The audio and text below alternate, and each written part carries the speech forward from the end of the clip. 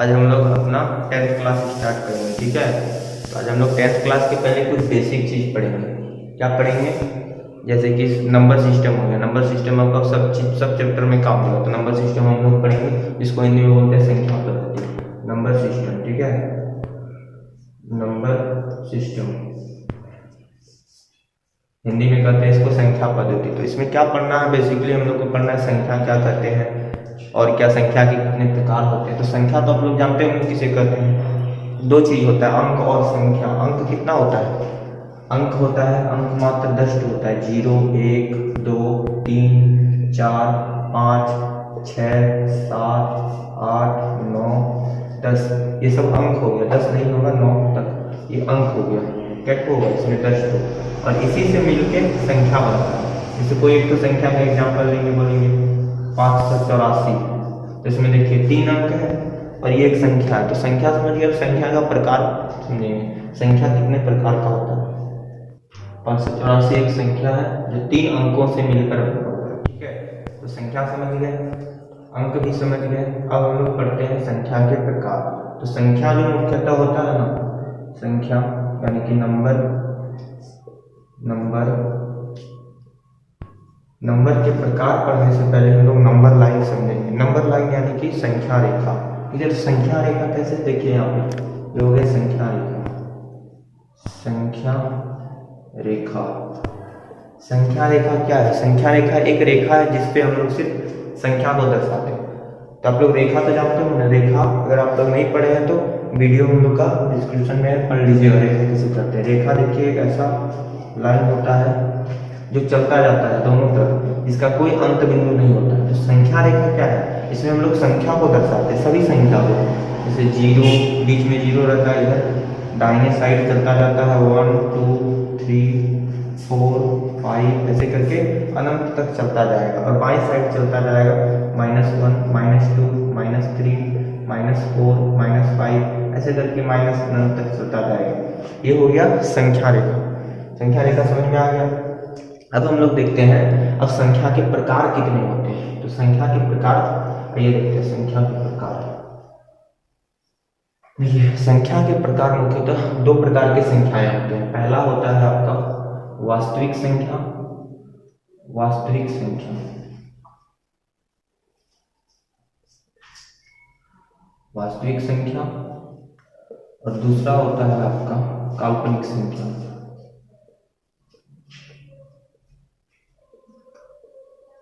काल्पनिक संख्या। वास्तविक संख्या क्या है? वे संख्याएं जिसे हम संख्या रेखा पर दर्शा सकते हैं। वे संख्याएं लोग लिख लीजिएगा, वे संख्याएं जिसे हम संख्या रेखा पर दर्शा सकते हैं उसे वास्तविक संख्या कहते हैं।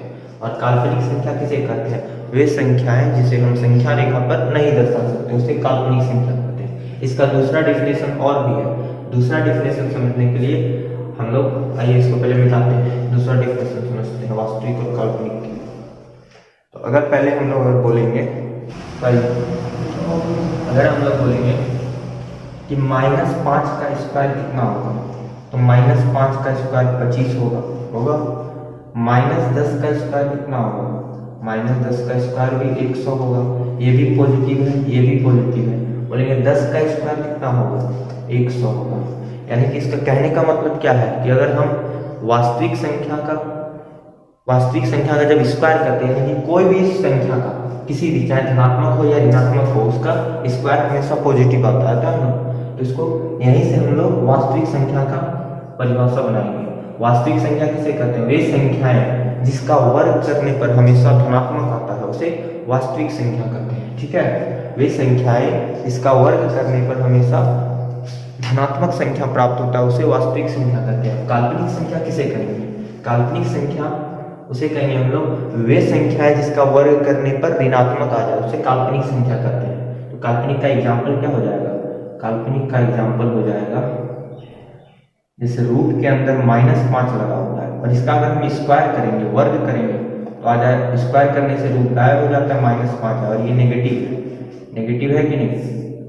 और हम लोग जानते हैं वास्तविक संख्या का जो आता है, वास्तविक संख्या का वर्ग आता है वो हमेशा पॉजिटिव आता है। लेकिन यहाँ पे ये नेगेटिव आ रहा है। ये वाला जो रूट के अंदर -5 था वो काल्पनिक संख्या है, ठीक है, काल्पनिक संख्या है।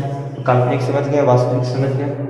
अब हम लोगों को जो मैं पढ़ना है वास्तविक संख्याएं, वास्तविक संख्याएं। तो 10th क्लास का पहला चैप्टर यही है, वास्तविक संख्याएं। एनसीईआरटी के बुक का 10th क्लास का पहला चैप्टर वास्तविक संख्याएं है। तो वास्तविक संख्या को भी हम लोग आगे चल के पढ़ेंगे। अब काल्पनिक संख्या क्या होता है, काल्पनिक संख्या कब पढ़ेंगे? तो काल्पनिक संख्या हम लोगों को 11th क्लास में पढ़ना है, कॉम्प्लेक्स नंबर के नाम से टॉपिक से, ठीक है। काल्पनिक संख्या यानी पढ़ना। तो आइए हम लोग वास्तविक संख्या को आगे बढ़ाते हैं।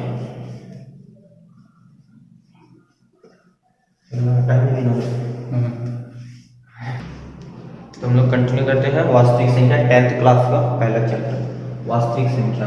जिस संख्या को संख्या रेखा पर दर्शाया जा सकता है वो उसे हम वास्तविक संख्या कहते हैं। ये हो गया पहला एग्जाम्पल, पहला परिभाषा वास्तविक संख्या का। और दूसरा परिभाषा है जिसका वर्ग करने पर धनात्मक आता है उसे वास्तविक संख्या कहते हैं, ठीक है। वास्तविक संख्या का एग्जाम्पल क्या हो जाएगा? बहुत सारा एग्जाम्पल हम लोग ले सकते हैं, जैसे -5, -6, 8, 1/3, -1/3, -1/2, ये सब इस तरह हम लोग अनेक एग्जाम्पल ले सकते हैं जिसे वास्तविक संख्या कहते हैं, ठीक है। तो वास्तविक संख्या हो गया। हम लोग वास्तविक संख्या का प्रकार पढ़ेंगे, वास्तविक संख्या को खोलेंगे कि वास्तविक संख्या कितने प्रकार का होता है, कैसे होता है, क्यों होता है। तो आइए अगला देखते हैं वास्तविक संख्या के प्रकार।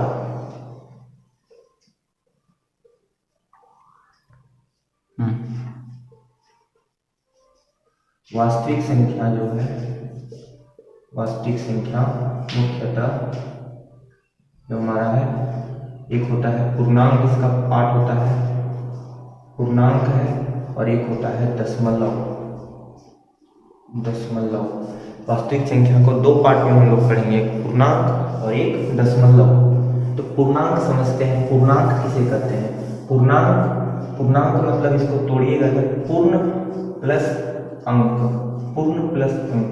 को पूर्णांक कहा जाता है। पूर्ण प्लस अंक, पूर्ण मतलब हो गया पूरा और अंक मतलब हो गया अंक, 1 से लेकर 9 तक को अंक कहते हैं। जैसे कि हम लोग लिखेंगे, इसका एग्जाम्पल हो जाएगा -5, -8, -10, -12 या फिर 12, 14, 18, 6, 0। इसमें देखिए सब पूर्ण अंक में लिखा हुआ है, तो ये हो गया पूर्णांक। अब दशमलव क्या होता है? दशमलव देखिए, जैसे दशमलव हो गया 5.5, 5.6, 0.03, ये सब दशमलव हो गया। इसमें पूरा अंक नहीं है, दशमलव में आधा है। जैसे 5.5 मतलब 5 है और एक आधा है, तो ये दशमलव हो गया। तो पूर्णांक और दशमलव समझ में आ गया। अब हम लोग पूर्णांक को तोड़ेंगे, आगे बढ़ाएंगे। पूर्णांक के भी 3 पार्ट होते हैं। पहला होता है धनात्मक पूर्णांक, दूसरा होता है ऋणात्मक पूर्णांक, तीसरा होता है शून्य पूर्णांक। तो उसको हम लोग देखेंगे। पूर्णांक को हम लोग आगे लेके चलते हैं, ठीक है। पूर्णांक को लेके आगे चलते हैं। है हमारा पूर्णांक। पूर्णांक को इंग्लिश में कहा जाता है इंटीजर्स। इंटीजर्स के 3 पार्ट होते हैं। इंटीजर्स के जो है 3 पार्ट होते हैं। पहला होता है धनात्मक पूर्णांक,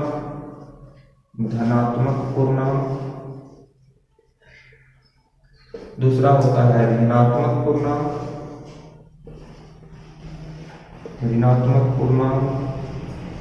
और तीसरा होता है शून्य पूर्णांक।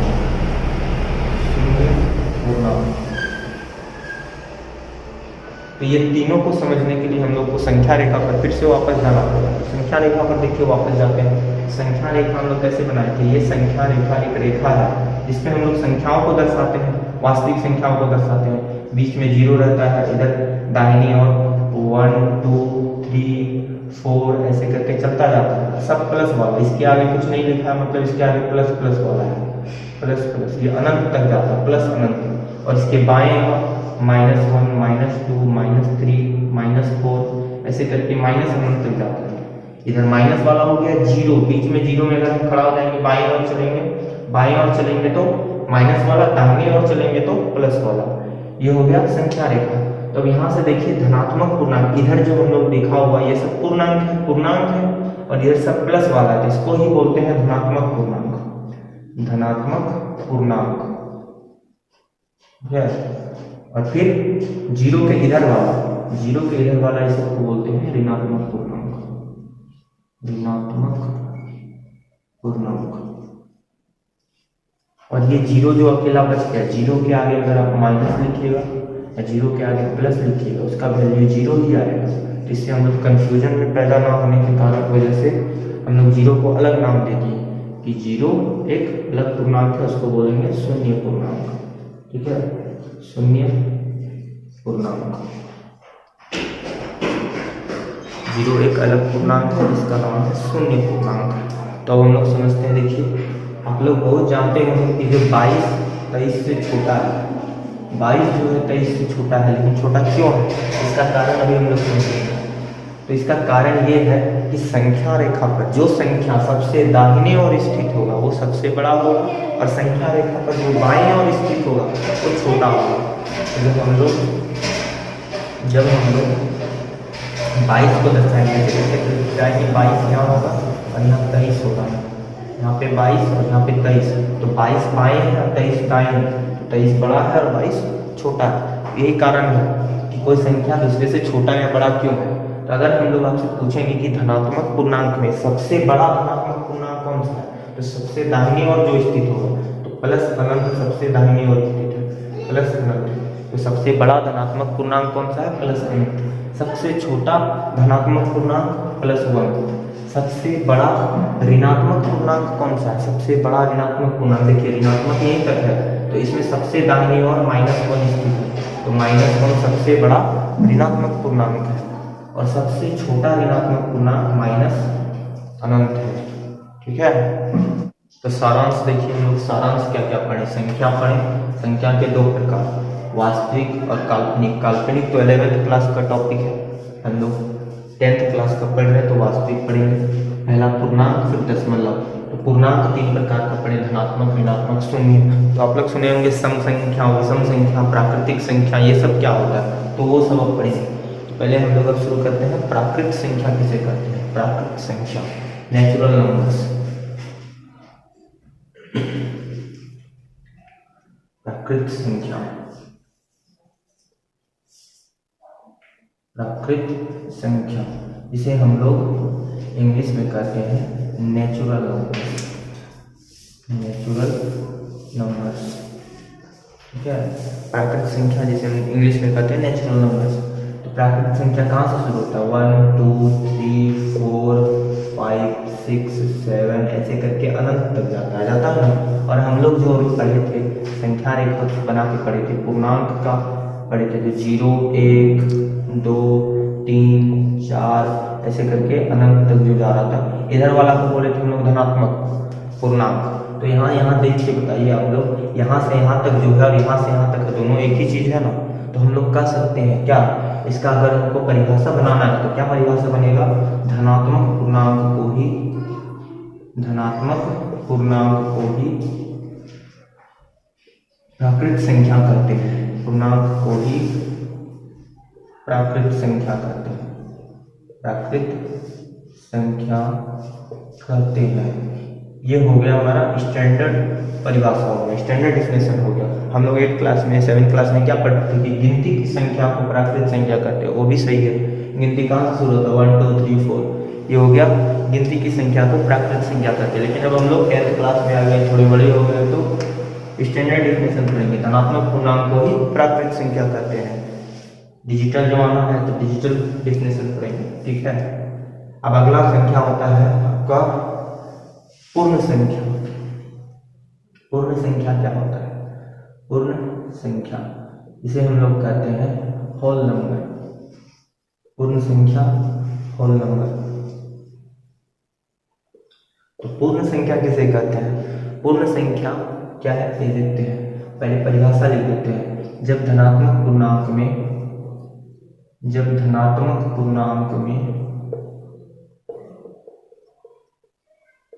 शून्य पूर्णांक को शामिल कर लिया जाए, शून्य पूर्णांक को शामिल कर लिया जाए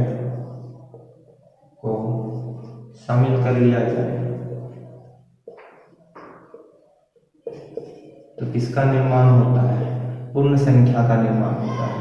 जब धनात्मक संख्या में पूर्ण संख्या को शामिल कर लेंगे तो पूर्ण संख्या का निर्माण होगा। धनात्मक पूर्णांक कहाँ से शुरू होता है? 1 2 3 4 ऐसे करके अनंत तक जाता है। धनात्मक पूर्णांक को ही प्राकृत संख्या कहते हैं, प्राकृत संख्या कहते हैं। इसमें अगर हम लोग शून्य पूर्णांक यानी कि 0 को जोड़ देंगे तो ये बन गया मेरा पूर्ण संख्या, ठीक है।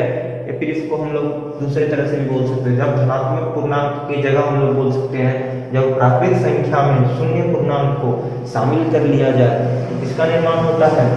पूर्ण संख्या का निर्माण होता है, ठीक है। अब अगला हम लोग पढ़ेंगे सम संख्या किसे कहते हैं? सम संख्या,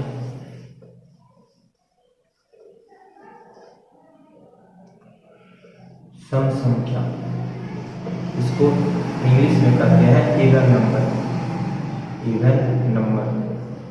सम संख्या क्या है? तो सम संख्या कुछ नहीं, वे संख्याएं जो 2 से पूरा पूरा भाग लग जाए उन्हें सम संख्या कहते हैं। जो 2 से पूर्णतः विभाजित हो जाए, पूर्णतः विभाजित हो जाए। पूर्णतः विभाजित होने का मतलब है शेषफल 0 होना चाहिए, विभाजित हो जाए उसे सम संख्या कहते हैं। एग्जाम्पल के तौर पर हम लोग ले सकते हैं 2 4 6 8 ये सब ले सकते हैं, -2 भी ले सकते हैं, -4 भी ले सकते हैं, कोई दिक्कत नहीं। तो सम संख्या समझ में आ गई। अब हम लोग पढ़ेंगे विषम संख्या किसे कहते हैं? विषम संख्या देखते हैं किसे कहते हैं। विषम संख्या, विषम संख्या को अंग्रेजी में बोलते हैं ऑड नंबर्स। ऑड नंबर क्या है? ऑड नंबर अभी हम लोग इसके पीछे पहले ही पढ़े। सम संख्या, सम संख्या यानी कि जो 2 से पूर्णतः विभाजित हो जाए। पूर्णतः विभाजित होने का मतलब है 2 से अगर भाग लगाएंगे तो शेषफल 0 आएगा। और विषम संख्या, विषम संख्या वह है जो 2 से पूर्णतः विभाजित नहीं होता है, जो 2 से पूर्णतः विभाजित नहीं होता है, पूर्णतः विभाजित न हो, विभाजित न हो। इसका एग्जाम्पल ले लेंगे, जैसे 3 ले लेंगे, 5 ले लेंगे, 7 ले लेंगे, ये सब हो जाएगा विषम संख्या। विषम संख्या अगर 2 से भाग लेंगे तो शेषफल कुछ आएगा, 0 नहीं आएगा, कुछ ना कुछ आएगा, 1 2 3 कुछ भी आए लेकिन आएगा शेषफल, ठीक है। 2 से अगर भाग करेंगे तो शेषफल तो 1 ही आएगा, शेषफल 1 आएगा, ठीक है। अब अगला हम लोग पढ़ते हैं अभाज्य संख्या किसे कहते हैं? अभाज्य संख्या, अभाज्य संख्या इसे इंग्लिश में कहा जाता है प्राइम नंबर। अभाज्य संख्या इसे अंग्रेजी में क्या कहा जाता है? Prime number, prime number. तो अभाज्य संख्या समझने के पहले हम लोग को समझना पड़ेगा गुणनखंड, गुणनखंड, ठीक है। तो गुणनखंड मतलब क्या होता है? जैसे बोलेंगे 4 का गुणनखंड करो, 4 का गुणनखंड हो गया 2 गुना 2, ये हो गया गुणनखंड। या फिर 1 गुना 2 गुना 2, या बोलेंगे 4 का गुणनखंड लिखो कि गुणनखंड क्या क्या होगा इसका। तो 4 किससे किससे पूर्णतः विभाजित हो जाएगा? 1 से, 2 से और 4 से। 4 ये तीनों संख्याएं से पूर्णतः विभाजित हो जाएगा। और ऐसा कोई संख्या है जिससे ये पूर्णतः विभाजित हो जाएगा? तो आंसर आएगा नहीं। 4 सिर्फ यही तीनों संख्या से पूर्णतः विभाजित हो जाएगा। तो यहीं से हम लोग समझने का कोशिश करेंगे अभाज्य संख्या किसे कहते हैं। अभाज्य संख्या वह संख्या है जो केवल और केवल 1 से और स्वयं से विभाजित होता है और बाकी किसी से विभाजित नहीं होगा। जैसे हम लोग 2 को लेते हैं, 2 को, तो 2 सिर्फ 1 से विभाजित होगा और स्वयं से यानी कि 2 से विभाजित होगा।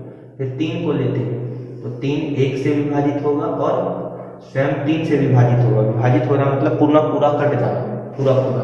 अब अगर हम लोग लेंगे 5, 5 1 से विभाजित होगा और 5 से विभाजित और किसी से विभाजित नहीं होगा। 7 लेंगे तो 7 भी 1 से विभाजित होगा और स्वयं यानी कि 7 से ही विभाजित होगा। अब फिर अगर हम लोग लेंगे 11 तो 11 भी 1 से विभाजित होगा और स्वयं से विभाजित होगा। तो ये सब जो एग्जाम्पल है ये अभाज्य संख्या का एग्जाम्पल है, जिसका केवल 1 से और स्वयं से कटता है। तो सबसे छोटा अभाज्य संख्या क्या होता है? 2, उसके बाद 3 5 7 11 13 फिर 19 आता है। तो अगर हम आप लोगों से क्वेश्चन करेंगे क्या 9 अभाज्य संख्या है? 9 अभाज्य संख्या है, तो जांचेंगे इसको। कैसे जांचेंगे? 9 1 से पूरा पूरा कट जाएगा, 9 3 से पूरा पूरा कट जाएगा, 9 9 से भी पूरा पूरा कट जाएगा। अभाज्य संख्या में ऐसा नहीं चलता है। अभाज्य संख्या में चलता है वो 1 से कटना चाहिए और स्वयं से कटना चाहिए। ये दोनों से तो कट ही रहा है, बाकी ये 3 से भी कट रहा है, तो ये अभाज्य संख्या नहीं है। अभाज्य संख्या का परिभाषा क्या है? वे संख्याएं जो केवल एक से कटे और स्वयं से कटे उसे अभाज्य संख्या कहते हैं। ये कौन सा संख्या होता है मतलब अभाज्य नहीं है तो भाज्य संख्या है। समझ में आ गया। हमारा नंबर सिस्टम जो नंबर संख्या के प्रकार हो गया, वास्तविक संख्या में हम लोग पूर्णांक पढ़ते, पूर्णांक का प्रकार यहीं तक होता है। अब पूर्णांक के बाद अब हम लोग पढ़ेंगे दशमलव। दशमलव भी दो प्रकार के होते हैं, दशमलव भी जो है दो प्रकार के होते हैं।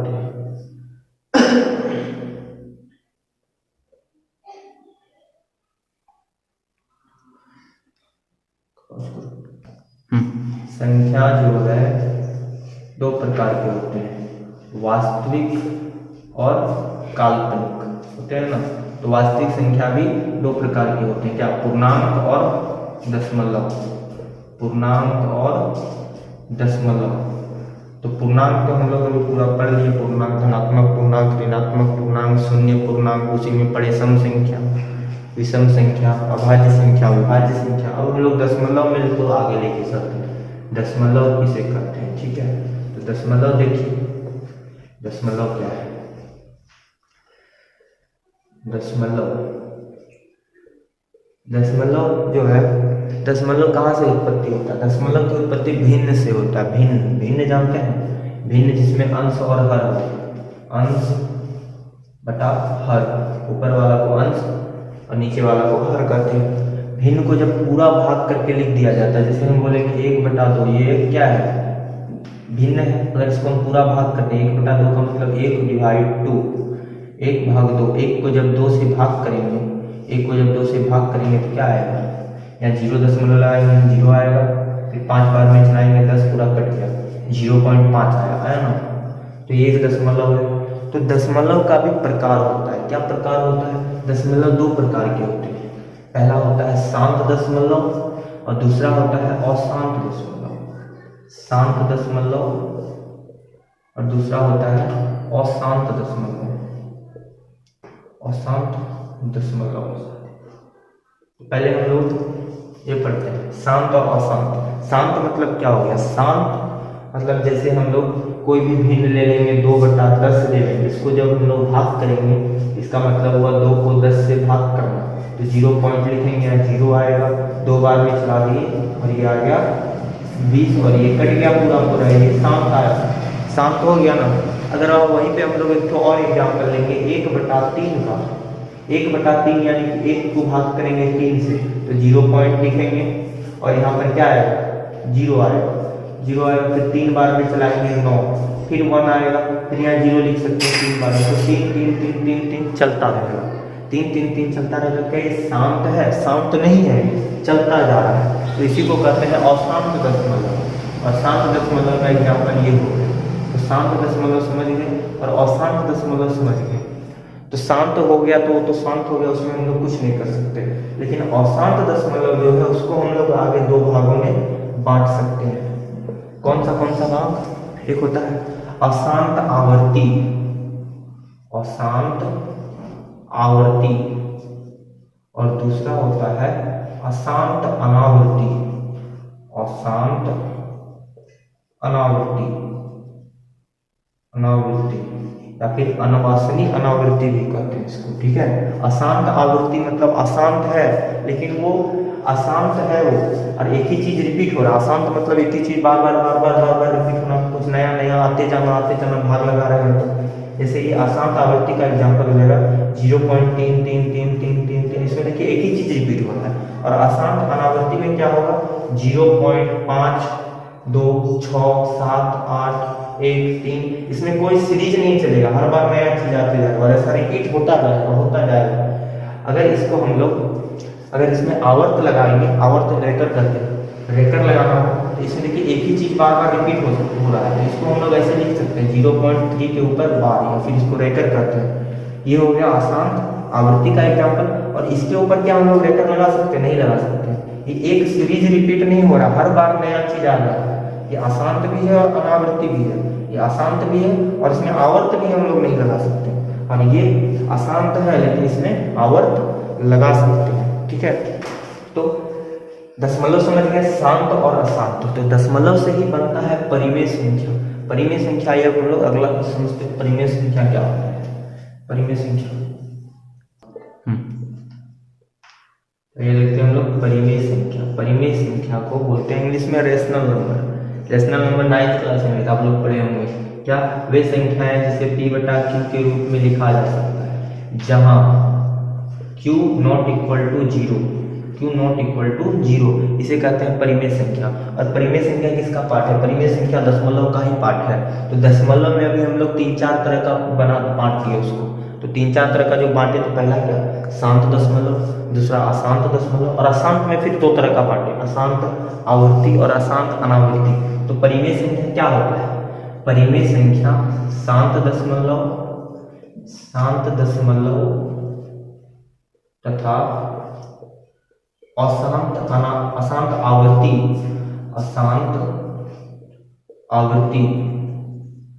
दशमलव को परिमेय संख्या कहते हैं। दशमलव को परिमेय संख्या कहते हैं। परिमेय संख्या कहते हैं, ठीक है। शांत दशमलव तथा अशांत आवर्ती दशमलव को परिमेय संख्या कहते हैं। समझ आ गया? शांत दशमलव का कोई भी एग्जांपल जैसे 0.5 ले लीजिए, तो 0.5 परिमेय संख्या कैसे है? इसको जब हम लोग बटा में बदलेंगे, भिन्न में बदलेंगे, तो ये कहाँ से उत्पत्ति हुआ? दशमलव हटाएंगे, नीचे 1 आएगा, और दशमलव के बाद 1 अंक है तो 0 आएगा, यानी कि 5/10 यानी कि 1/2। तो 1/2 p का मान हो गया 1, q का मान हो गया 2, p बटा q के रूप में आ गया, और q 0 के बराबर नहीं है, तो इसको परिमेय संख्या कह देते हैं, ठीक है। और 9th क्लास में आप लोग पढ़े होंगे अशांत आवृत्ति को बदलने के लिए, जैसे 0.3 के ऊपर रैकर लगा था, तो 0.3 के ऊपर रैकर लगा होगा, जिसको आप लोग पढ़े होंगे समझ 9th क्लास में। 9th क्लास में इसको भी p बटा q के रूप में लिखा जा सकता है। मतलब ये भी हमारा क्या है? अशांत आवर्ती दशमलव भी परिमेय संख्या है, p बटा q के रूप में लिखा जा सकता है। लेकिन अशांत अनावर्ती दशमलव को p बटा q के रूप में नहीं लिखा जा सकता, इसीलिए वो अपरिमेय संख्या में चला जाता है। वो किस में चला जाता है? अपरिमेय संख्या। तो अपरिमेय संख्या क्या है? अपरिमेय संख्या अशांत अनावर्ती दशमलव को ही अपरिमेय संख्या कहते हैं। तो आज का इंट्रोडक्शन हम लोग का यहीं समाप्त होता है। नेक्स्ट पार्ट में हम लोग एक्सरसाइज से स्टार्ट करेंगे, ठीक है। तब तक के लिए वीडियो को लाइक कीजिएगा और ज़्यादा से ज़्यादा शेयर कीजिएगा, ताकि आप वीडियो को पूरा देखिएगा, और सब्सक्राइब कीजिएगा सेम स्टडी सेंटर 0.2।